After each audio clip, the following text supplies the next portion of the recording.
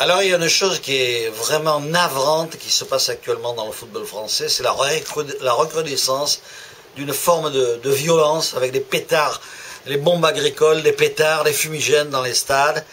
Et on voit des équipes qui apparemment étaient sages par le passé, qui n'étaient pas très agitées comme Grenoble, s'y mettre aussi. Et alors on a un concert de saloperies à travers toute la France.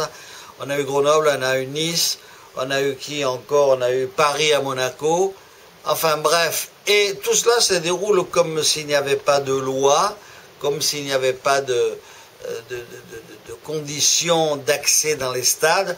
Or, successivement, on nous dit, y compris le président de la République, hein, tout le monde nous dit depuis des années, vous allez voir ce que vous allez voir, il va y avoir des sanctions terribles, il va y avoir des suspensions, il va falloir se présenter au commissariat avant d'aller au stade, et pourtant, rien ne se passe.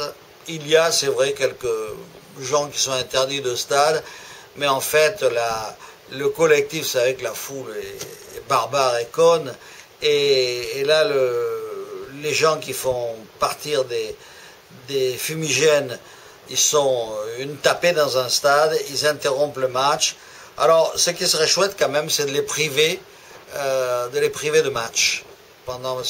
Généralement, c'est des gens qui supportent leur équipe assez farouchement c'est le mot, et si on est privé de 3 ou 4 matchs à domicile, ben ça serait déjà pas si mal. Et encore une fois, c'est les clubs qui vont être pénalisés à cause d'une ribambelle d'imbéciles. Je n'emploierai pas le mot de Nicolas, mais il a raison parce que ses supporters aussi avaient commis quelques dégâts dans ce déplacement à Nice.